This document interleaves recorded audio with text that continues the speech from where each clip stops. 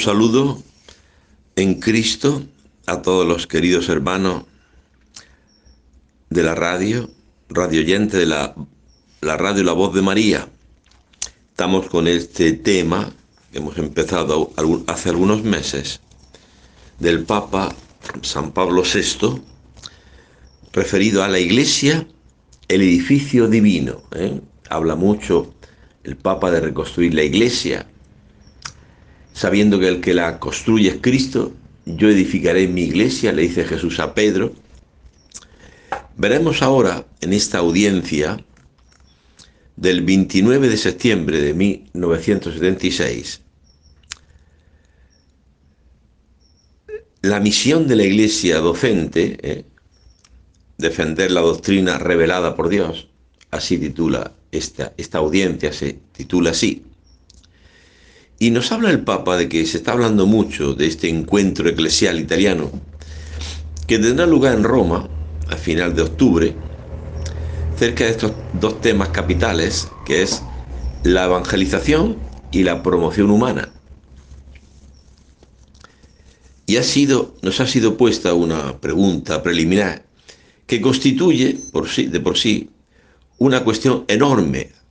Es la relación histórica entre estos dos temas principales, ¿no? La relación histórica, la evangelización y promoción humana. Si pensamos, por ejemplo, históricamente, ¿no? Dice el Papa, la relación histórica a lo largo de los siglos. El cristianismo venció al Imperio Romano con el martirio. No es que lo venció con armas. Cuando Constantino en el año 313 promulga el edicto de Milán, la libertad religiosa, cesan las persecuciones, cesan el martirio, y se ve algo nuevo aparecido en la historia de aquel mundo conocido del Imperio Romano, que abarcaba tantas naciones. Fue inmenso, el imperio más grande de la historia, el Imperio Romano, pero cayó, digamos así, venció. Aquella frase de Tertuliano referido a la Iglesia y al mundo pagano: mirad cómo se aman. Ese grito del paganismo: mirad los cristianos cómo se aman. Y nosotros con guerras contra los bárbaros, contra no sé qué, pero no nos damos cuenta, es una forma de decir el mundo, no nos damos cuenta que ha aparecido algo nuevo en la historia, como promoción humana, porque si los bárbaros vivían toda Europa, el saqueo, el robo, algo inmenso, algo tremendo, ¿no? Esta forma de vivir de cristianismo, respetando lo ajeno, no robando, amándose los hermanos, respetándose.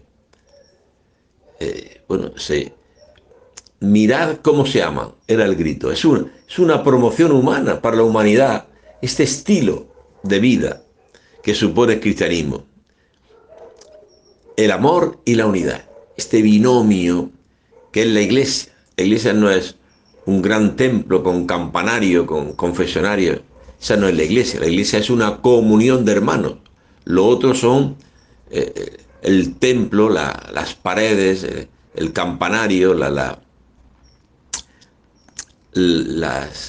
las bancas y los confesionarios, son elementos para constituir la Iglesia, pero la Iglesia es una comunión de hermanos. Mirad cómo se aman, el amor y la unidad. Esto es una luz para las tinieblas del mundo pagano, ¿no? Hay una promoción, un estilo nuevo de vida, que luego se acrecentará con todos los monasterios benedictinos. La regla de San Benito, Carlomagno la impondrá en toda Europa, era la mejor que existía. La regla de San Benito, esa forma de vivir, ¿no era acaso una promoción humana esa forma de evangelizar, extendiéndose en los monasterios? ¿No? En un mundo de robos y saqueos, los pueblos bárbaros los vándalos, los alanos, de ahí viene vandalismo, los vándalos, los alanos, los godos, visigodos, los lombardos, todos los pueblos germánicos, todos los pueblos bárbaros. ¿Qué hizo la Iglesia? ¿Hubo promoción humana en la evangelización, sí o no? Claro que sí. Allá donde existía un río, agua cerca, allí formaban cerca un monasterio. Por ejemplo, en Alemania, Múnich significa monje. Monje. O sea, porque las ciudades en toda Europa se van formando en torno a los monasterios, que daban, junto a la evangelización, esa promoción humana. Por eso se llama San Benito el patrono de Europa, padre del monaquismo occidental, San Benito. ¿Y qué hacían estos monjes, estos monasterios? Pues enseñaban a los bárbaros a cultivar la tierra. Le enseñaban a leer y escribir. ¿Por qué? Porque la cultura residía en los monasterios. La cultura no la tenían los pueblos bárbaros. No la tenían los pueblos bárbaros, dedicados al robo, al saqueo, a la guerra, tantas cosas. Eso se llama, por eso se llaman pueblos bárbaros. Uno de ellos, los vándalos, de ahí viene vandalismo, ¿no? Todavía hoy. Y los monjes, extendiendo los monasterios por toda Europa, por eso se llama a San Benito patrono de Europa, las raíces cristianas de Europa, que luego se extenderían hasta aquí, ¿no? De donde nacen las catedrales, las universidades. Todo nace de la Iglesia. ¿Se puede hablar entonces de evangelización y promoción humana? Claro que sí. Entonces, estos monasterios, que eran reservas espirituales y de cultura, donde estaban los libros de filosofía, la Biblia. Pensad que un monje alcuino será el que le escriba la Biblia a Carlomagno, el emperador, que no sabía escribir. Entonces será alcuino el que le regale una Biblia al emperador. Pero la cultura estaba en los monasterios. De ahí, de esos monasterios, salían obispos para gobernar las diócesis que se iban formando, obispos e incluso papas. Salían de estos monjes, de estos monasterios. Y repito, estos monasterios enseñaban a los monjes a cultivar la tierra, le enseñaban a leer y escribir, y cerca del monasterio se iban agregando estos pueblos bárbaros, y así surgían las ciudades en toda Europa. Entonces podemos hablar realmente de esta relación histórica entre estos dos temas capitales de la evangelización y la promoción humana. ¿Cómo no? La Iglesia ha contribuido a la promoción humana. Y luego, siglos más tarde, ya van apareciendo las universidades. ¿De dónde nacen las universidades? Salen de la Iglesia. Las primeras universidades del mundo. Eso no nacen de los pueblos bárbaros, que tienen otros ideales de guerras, etc. Y en el siglo XVI, cuando San José de Calasán va a Roma buscando en su proyecto humano una canonjía, etc., y se da cuenta de la realidad de Roma, los niños, jovencitos, jóvenes, por la calle tirándose piedras, peleándose, sin cultura, sin nada, y él siente del Señor formar escuelas cristianas. Por eso se llaman escolapios. San José de Calasán, escola pía, escuela pía, porque eran escuelas cristianas donde se enseñaba el cristianismo, se enseñaba a los niños a leer y a escribir, los escolapios. San José de Calasán abre en Roma la primera escuela pública gratuita de Europa. Atención, estamos tomando este tema histórico hasta el día de hoy de evangelización y promoción humana. ¿Hay promoción humana en la evangelización? Claro que sí. Primero la fe, la evangelización. Y de esa evangelización lleva consigo ya una cultura propia. San José de Calasán, repito, abre en Roma la primera escuela pública, gratuita de Europa. Eso luego ya con el tiempo lo fue asumiendo todos los estados, que era necesario dar cultura a los niños, no emplearlo todo en guerras y en grandes monumentos faraónicos y cosas que hacen los gobiernos, sino que hay que dedicar un presupuesto del Estado a hacer escuelas públicas gratuitas. Aquí en Ecuador se llaman escuelas fiscales, las asume el Estado. Pero eso, ¿quién lo originó? ¿Quién fue como una luz para todo? Fue la Iglesia. San José de Calasán, los escolapios, escuelas pía, escola pía, escolapio. ¿Cómo no? ¿Cómo no? La Iglesia ha contribuido a la promoción humana.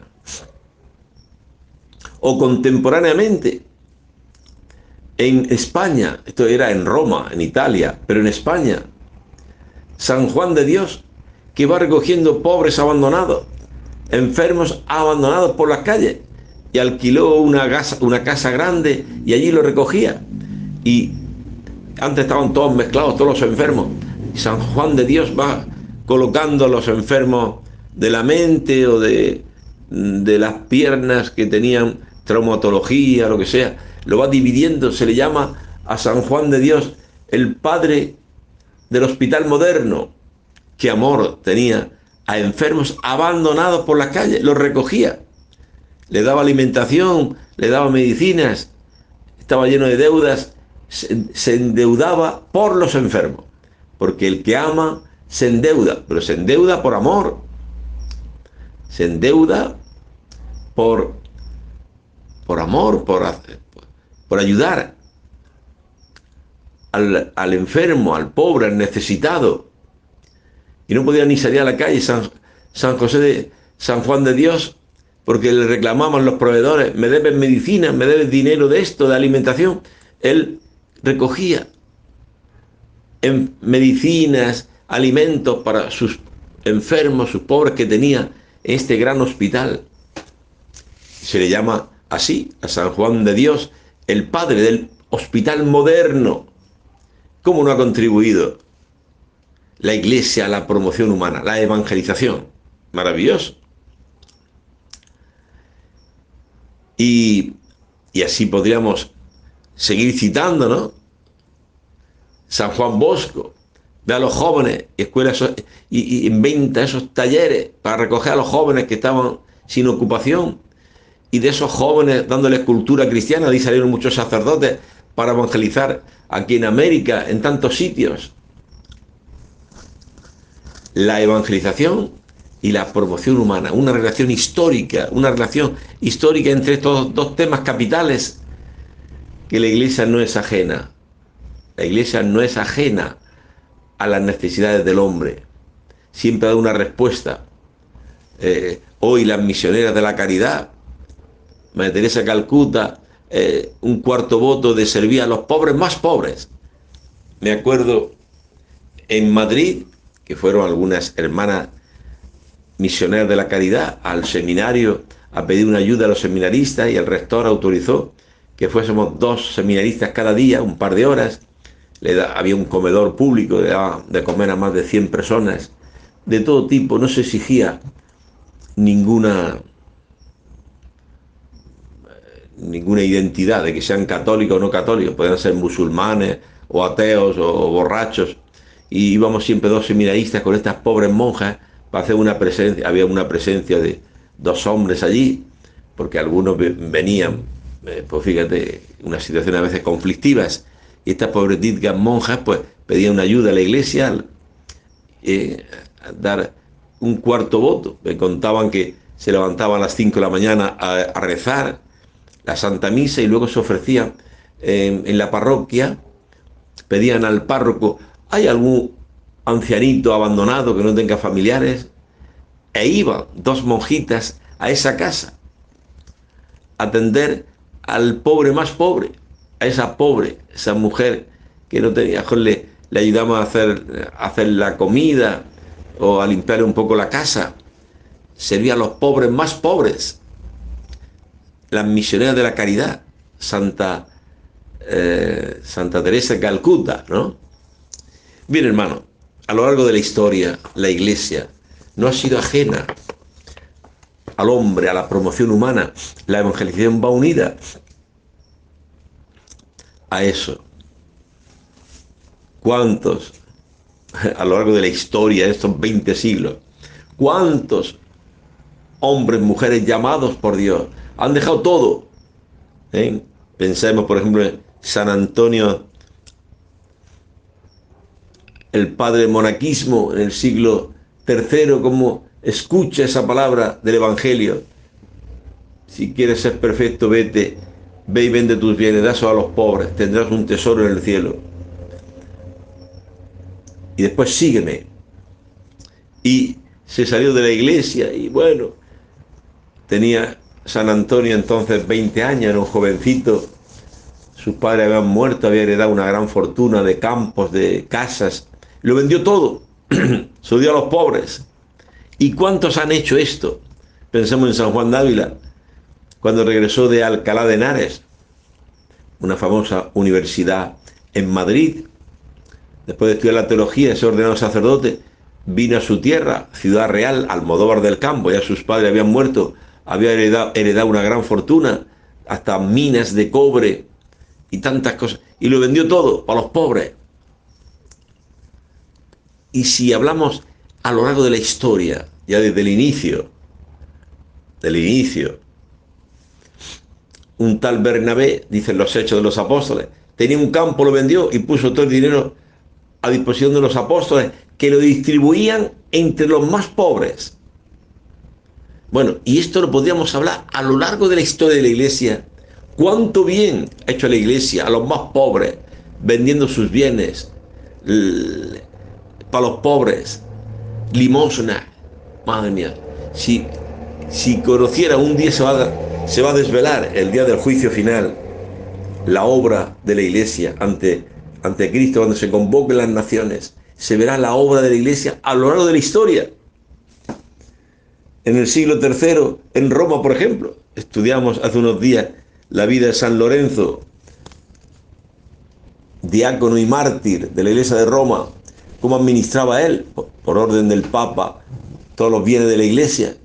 Y cuando el Imperio Romano, en sus batallas contra los bárbaros, siempre haciendo la guerra de invadir todas las naciones, la locura del mundo, como aparece una luz que es la Iglesia. Entonces necesitaban para los gastos militares, el emperador necesitaba dinero, y entonces para pagarle a los soldados en estas luchas que tenían contra los bárbaros.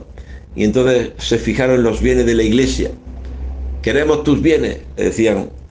El prefecto de Roma le decía a este diácono, San Lorenzo, queremos vuestros bienes, hay que subvencionar y ayudar las campañas militares del emperador, que no tiene plata, venga, danos del dinero. Y San Lorenzo, los pocos bienes que tenía, los fue distribuyendo a los pobres. Y le pidió 3 días, dame 3 días para reunir todos los bienes. Y llamó a todos los enfermos, leprosos, ciegos, cojos, paralíticos, que la Iglesia ayudaba. La Iglesia ayudaba. Hay una promoción humana a lo largo de la historia. La evangelización lleva esto consigo, este amor al hombre. Cuando el prefecto vio, se lo dijo el diácono de la Iglesia de Roma, San Lorenzo, dice, estos son los bienes de la Iglesia. Cojos, ciegos, leprosos, paralíticos, los que la Iglesia ayudaba con sus bienes a los pobres. Se enfureció el gobernador de Roma y le hizo matar de un edicto del emperador, y murió mártir en una parrilla, asado así al fuego. San Lorenzo es famoso. El martirio de San Lorenzo, que también habla San Agustín, es famosísimo, está perfectamente documentado. Se convirtieron muchos paganos al cristianismo viendo esta forma de morir, esta forma de actuar de la Iglesia, buscando siempre el bien de los más pobres. ¿Cuánto podríamos hablar? del bien que lleva consigo la evangelización. Evangelización y promoción humana. ¿Quién se interesaba del pobre, del enfermo, de cuántos? Podíamos hablar y no parar. Esta relación que hay entre fe e historia, entre evangelización y promoción humana. ¿Cuánto podíamos hablar de eso? ¿Cuánto bien ha hecho la Iglesia? Como vosotros sois la luz del mundo, vosotros sois la sal de la tierra. Me venía a la mente también otro episodio que quería hablar, pero se me escapa de la mente ahora mismo. Pero es inmenso la labor que ha hecho la Iglesia y que hace la Cáritas. Si vemos hoy en España la situación y en tantos sitios de pobreza que hay, de desempleo, cuántas, y la Iglesia en las parroquias con la Cáritas, a cuántos gente sin trabajo, gente pobre, ayuda. La Cáritas parroquial, la Iglesia tiene este celo, esta preocupación por el hombre. ¿Cuánto ha hecho la Iglesia? Si a lo largo de la historia la cantidad de gente, de cristianos, que han vendido sus bienes y se lo han dado a los pobres, que han hecho limosna ayudando. Pensamos en Santa Isabel, la reina de Portugal, madre mía, no te digo, cuántos santos han hecho hospitales para los enfermos, han dado limosna a los pobres. Bueno, algo maravilloso. Pues bien, continuamos hablando este tema.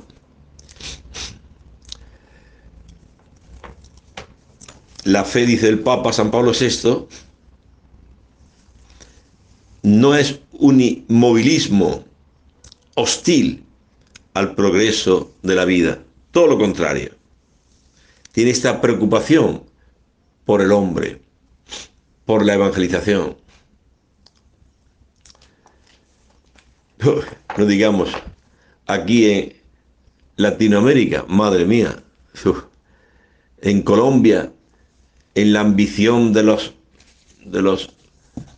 poderosos, de los gobernantes, traían esclavos de África, muchos morían y lo utilizaban como esclavos para la producción en Estados Unidos, en Colombia, en todos lados. Y vemos a un San Pedro Claver, por ejemplo, el esclavo de los esclavos negros, cómo les curaba las heridas cuando venían en los barcos famélicos sin comer, etcétera, una cosa espantosa.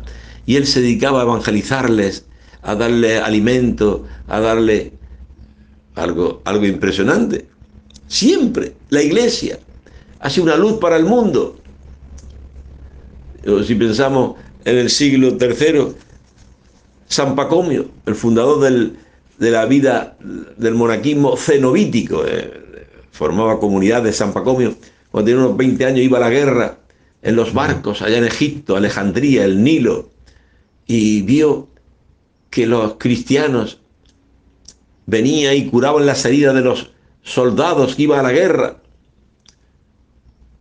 Y Pacomio, que era un joven ateo, pagano, dice: ¿quiénes son estos?, preguntó.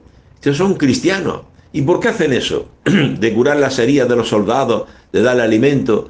Dice, lo hacen gratuitamente, por amor a Dios del cielo. Dice: si vuelvo de la guerra sano, me haré cristiano. Y Pacomio se hizo cristiano.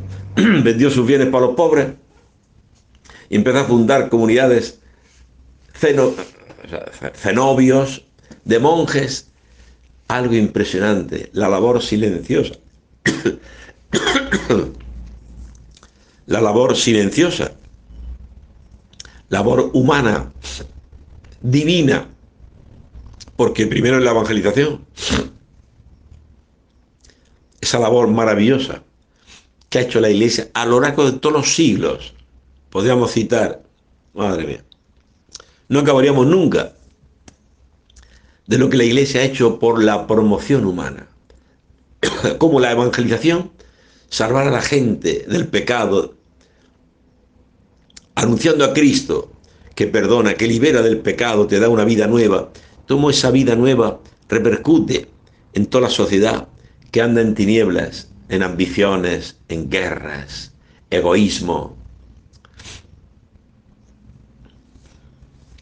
Pobrecillo, San Francisco de Asís, su padre.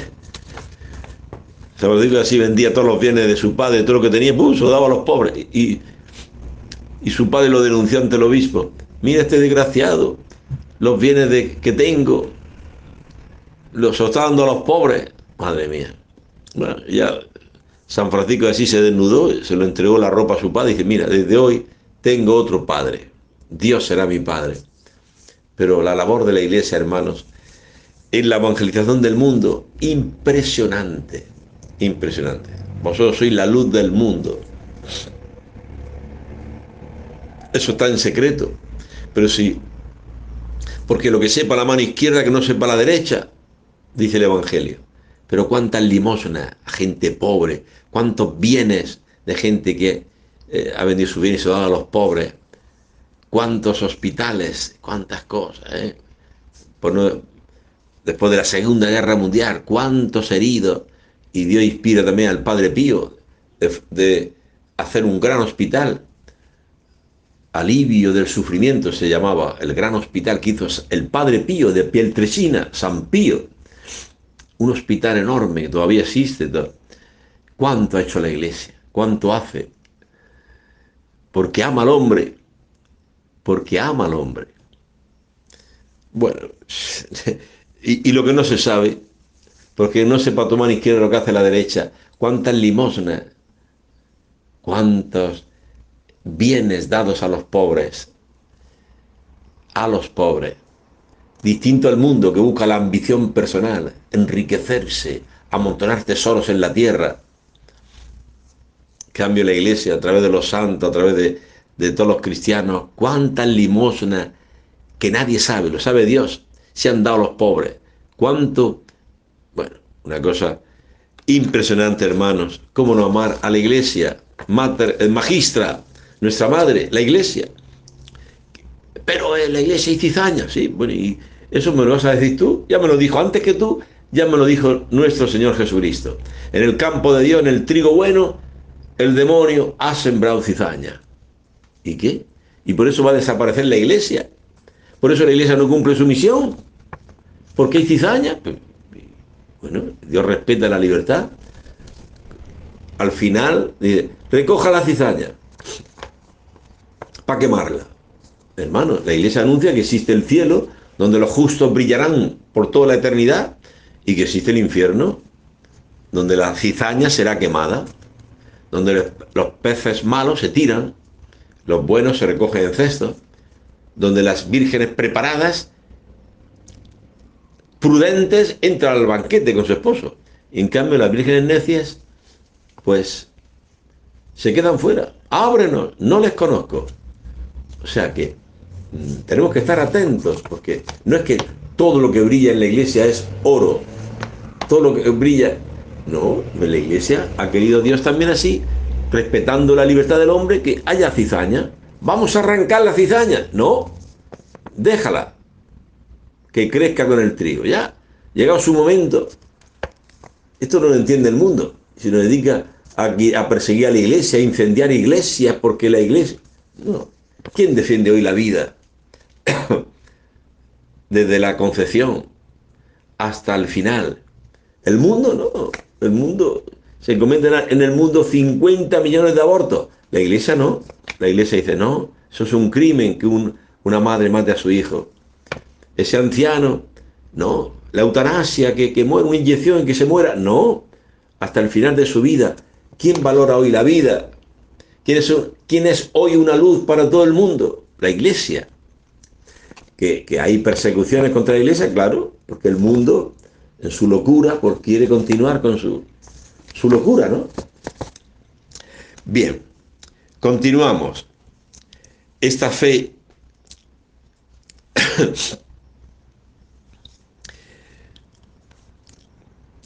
y este progreso que lleva adelante la Iglesia, visto el uno y el otro en la experiencia de la historia. Hemos estado viendo en esta, llevamos media hora de programa, estamos viendo esta relación entre fe e historia, entre evangelización y promoción humana, cómo se ha dado siempre a lo largo de la historia. Algo impresionante. He dado unas pinceladas, pero el tema es amplísimo. ¿Cuánto se podría hablar de lo que la Iglesia ha hecho y hace por la historia, por la humanidad? Yo soy la luz del mundo.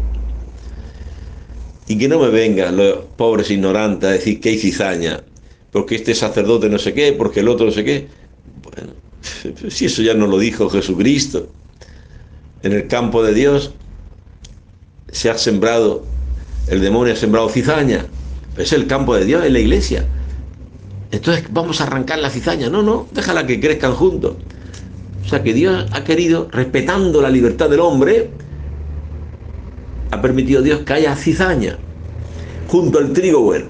Entonces, ¿qué te escandaliza? La gente, como no entiende eso, la libertad humana, pues se escandaliza y hace cosas. Bueno, tenemos que aceptarlo.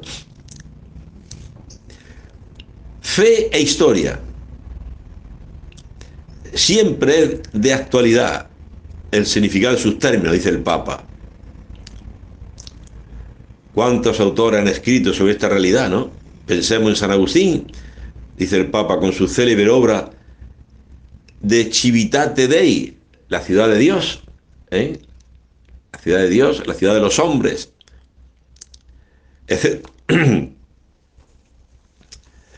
La primera proposición, dice el Papa Pablo VI, se refiere, que habíamos dicho otras veces, a la complementación de estos dos términos, fe e historia, evangelización y promoción humana. Se refiere así, como somos y debemos ser, debemos reconocer este binomio de fe e historia, tenemos que darle primero una prioridad a la fe. Primero la fe, que es la que impregna luego toda la historia. La evangelización, la fe, lleva ya consigo mismo una cultura que irradia en todas partes donde va. Por su dignidad, por su necesidad, podemos añadir, como ha dicho el Señor, por su utilidad. Repitamos lo que dice el Señor. Buscad primero, voy a leer la cita. Buscad primero el reino de Dios y su justicia, y todas esas cosas se os darán por añadidura. Así que no os preocupéis del mañana. El mañana se preocupará de sí mismo. Cada día tiene bastante con su propio mal. Entonces, buscad primero el reino de Dios y todas esas cosas. ¿A qué se refiere? Pues a esas cosas que se preocupa el mundo, ¿no? Por la comida, por el vestido, el poder adquisitivo va menguando por las guerras, no hay dinero y ahora van al mercado y las cosas son más caras y tal. Hay una preocupación en el mundo por el alimento, por el vestido, por las necesidades primarias. Eso es normal. Y la iglesia, ¿qué dice Cristo? Tú primero busca el reino de Dios. Y después todo eso te vendrá por añadidura. Si tú buscas primero a Dios, su reino, todas las cosas que te angustian, que le preocupan a los gentiles, no andéis preocupados, los gentiles andan preocupados, por eso hacen huelgas, paros, manifestaciones por el tema del dinero, la preocupación de la comida. El mundo anda así, en esa preocupación del mañana, qué comeremos, qué beberemos, con qué nos vestiremos. Y Jesús dice, no, tranquilo, vosotros estáis ya siendo una luz para el mundo. ¿Cómo? Pues mostrar al mundo la verdad. Mirad las aves del cielo, ni siembran ni cosechan, ni recogen en granero, y vuestro Padre Celestial las alimenta. Y no se va a preocupar de usted del Padre Celestial. Entonces, la Iglesia siembra en el mundo un sentido de confianza en Dios, para no caer en la desesperación, porque esos paros, esas manifestaciones, esas huelgas, llegan a veces a la violencia, a incendiar carros, a romper, porque el mundo anda de la desesperación por el dinero, por el qué comer, qué vestir. Y la iglesia dice, tranquilo, nuestro Padre Dios no nos pide permiso para hacer salir su sol. Él se preocupa de hacer salir su sol, que corre su órbita, la Tierra corre su órbita sobre sí misma de rotación, en torno, alrededor del sol, de traslación, una perfección que ha hecho Dios para el hombre, para que crezcan las plantaciones, las hierbas, los frutos, los árboles, de mandar la lluvia, el sol. Todo eso se preocupa Dios. No andéis preocupados, angustiados. Y del vestido, ¿por qué preocuparos? Mirad los lirios del campo, no tejen ni hilan, y vuestro Padre los cuida. Entonces, ¿por qué andáis preocupados por esas cosas? Tú busca primero, la iglesia es una trompeta para el mundo entero, a buscar primero lo esencial, la fe, el reino de Dios y su justicia. Dice el Papa, buscad primero el reino de Dios y su justicia, y todas estas cosas necesarias para la vida temporal os serán dadas como añadidura. Dice el Evangelio y repite el Papa Pablo VI. Bien, segunda proposición. Hoy la más difícil, pero no por esto menos verdadera y necesaria, que es la verdad de la fe en su auténtica y reconocida expresión, que no muda, dice el Papa Pablo VI, no se muda con el tiempo, no se apolilla a lo largo de la historia.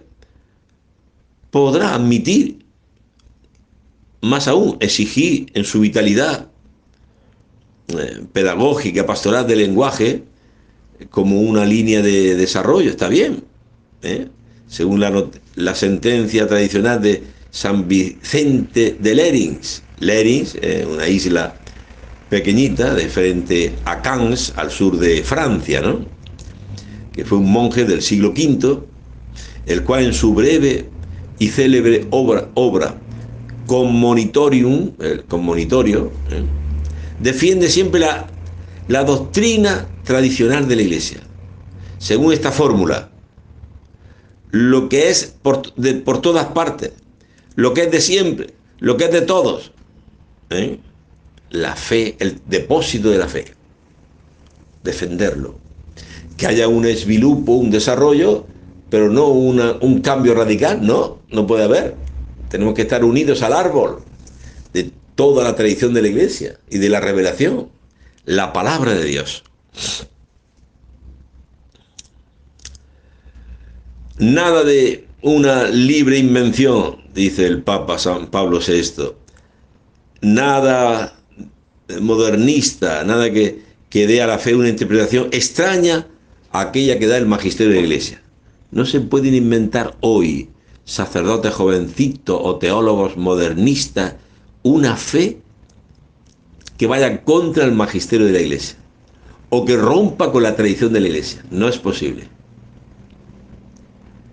Esta línea fija, dogmática, defiende el patrimonio auténtico de la revelación, de la palabra de Dios, que es la norma de las normas. Nada se puede colocar por encima de la palabra de Dios. Ni siquiera un papa puede quitar un versículo del Sermón de la Montaña. No puede.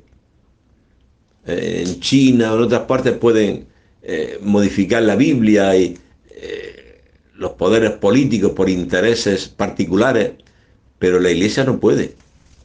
No puede. Ni siquiera un papa puede quitar un versículo. No, este versículo del Sermón de la Montaña, amad a vuestros enemigos, no, vamos a quitarlo. No. Ahí está. Todos los estados cambian sus constituciones. Aquí en Ecuador, la constitución de Montecristi, anteriormente hubo otra y otra, en España, en todos lados, se van variando las constituciones. La Iglesia no cambia su constitución. El Evangelio, el mismo Evangelio que escuchas tú hoy, lo escuchaba San Agustín en el siglo IV. Y lo escuchaba San Ignacio de Antioquía en el siglo II. El mismo. Y es una maravilla leer todo, cuando leemos en el oficio de lectura, leemos las lecturas de un padre de la Iglesia, de San Juan Crisóstomo, de San Agustín, cómo hacen mención a los mismos versículos de la Biblia, del Evangelio o las cartas de San Pablo que leo yo, los mismos, porque no se cambia la palabra de Dios.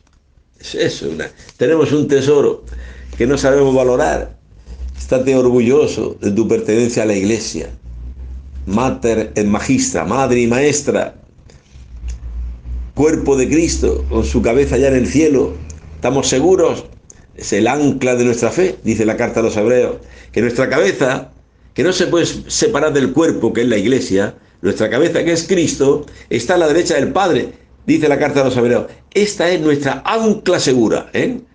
El barco echa el ancla, ese hierro en forma casi de cruz, con la soga, y por muchas olas, vientos que venga, el barco está seguro.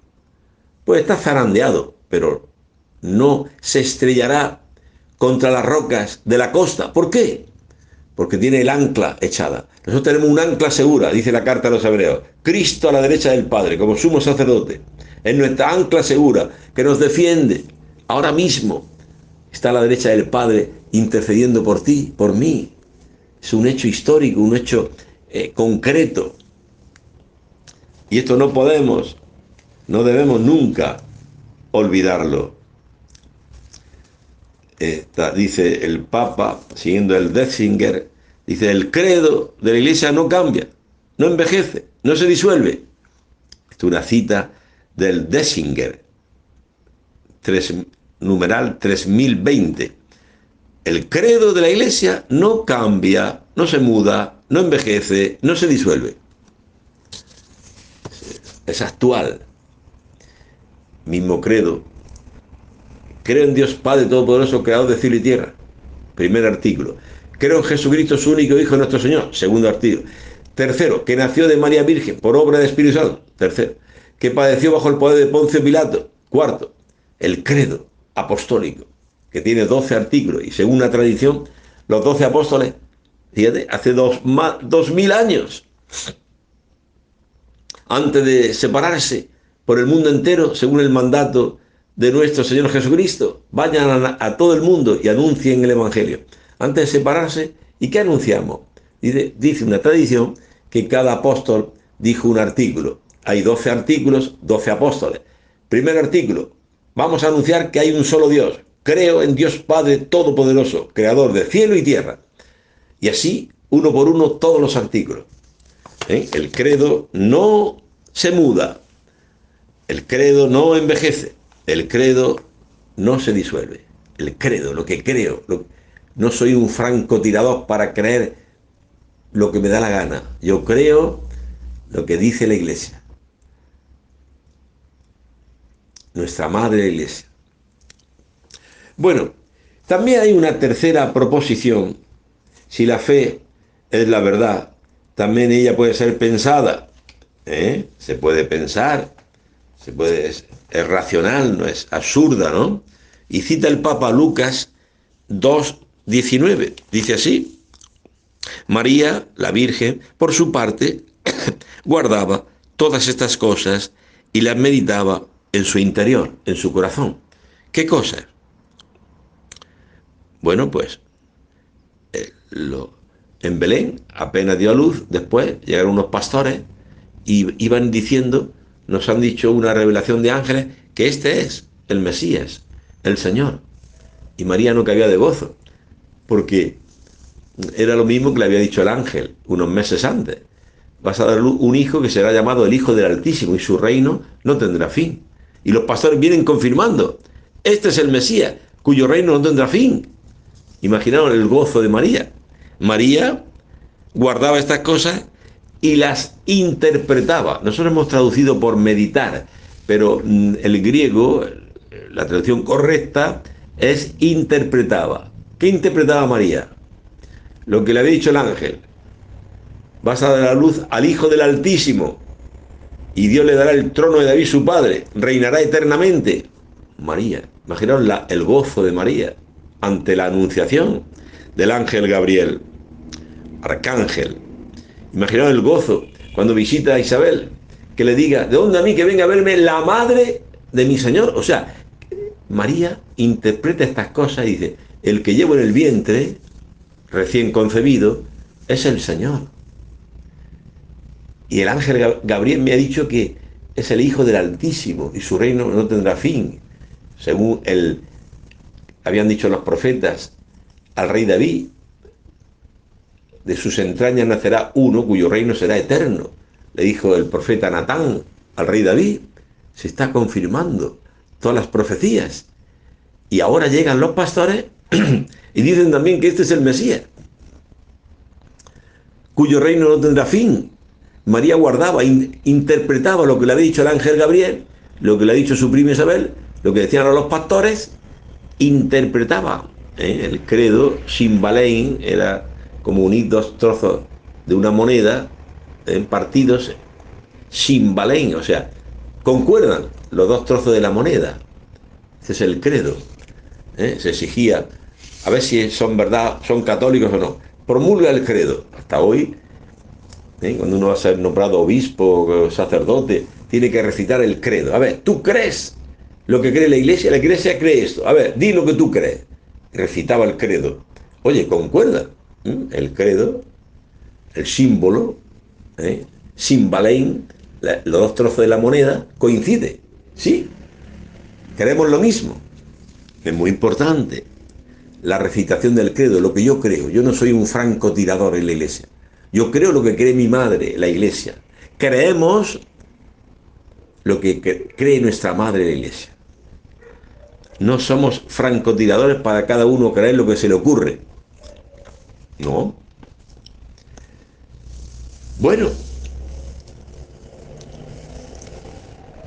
tiene también este credo, lo que creemos, lo que interpreta María y lo guarda en su corazón, tiene un desarrollo intrínseco, coherente, como el escriba docto del Evangelio, que se hizo discípulo de Jesús, y saca de su tesoro cosas nuevas y cosas viejas. Eso dice Mateo 13, 52. Lo leo. ¿Quién es ese escriba? Docto, ¿no? Dice así, el escriba, todo escriba, dice Jesús, que se ha hecho discípulo del reino de los cielos, es semejante al dueño de una casa, que saca de su arca cosas nuevas y cosas viejas.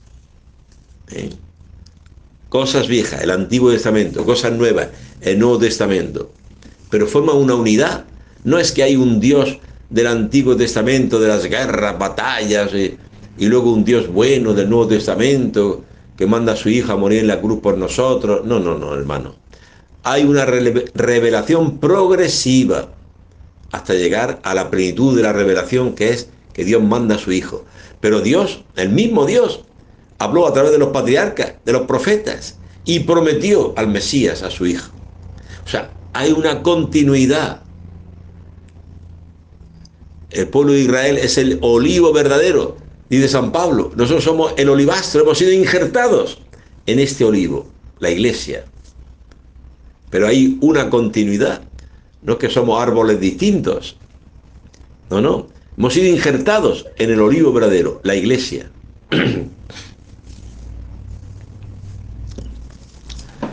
Bien. ¿Qué más decir? Pues esta es la misión, dice el Papa Pablo VI. Esta es la misión de la iglesia docente. ¿Qué misión? De defender la doctrina revelada, de responder a la dificultad de los errores que la historia lleva consigo respecto a la fe, de descubrir en su tesoro la verdad escondida que en el proceso de su vida espiritual, de su experiencia espiritual, y reclama un testimonio nuevo. Es verdad que hay como dice San Vicente Leri, hay un desarrollo del dogma, de la fe, de la palabra revelada, y un desarrollo, pero que no puede haber un cambio, romper con la tradición, no podemos romper. Nosotros seguimos en la Eucaristía, proclamando las lecturas del Éxodo, del Deuteronomio, del profeta Isaías, y decimos palabra de Dios. Te alabamos, Señor. O sea, hay una continuidad, porque ahí está la promesa. El Nuevo Testamento es el cumplimiento, Jesucristo nuestro Señor. Pero no se puede separar el Antiguo del Nuevo Testamento. No se puede separar el árbol, los frutos de las raíces. Es todo uno. Imposible separarlo. Por eso, aquí la discusión de la Iglesia, con expresiones dubitativas, de duda y erradas del pensamiento moderno, que quiere romper, ¿no?, con todo el pasado, con toda la riqueza de la Iglesia, y eso no puede ser, imposible.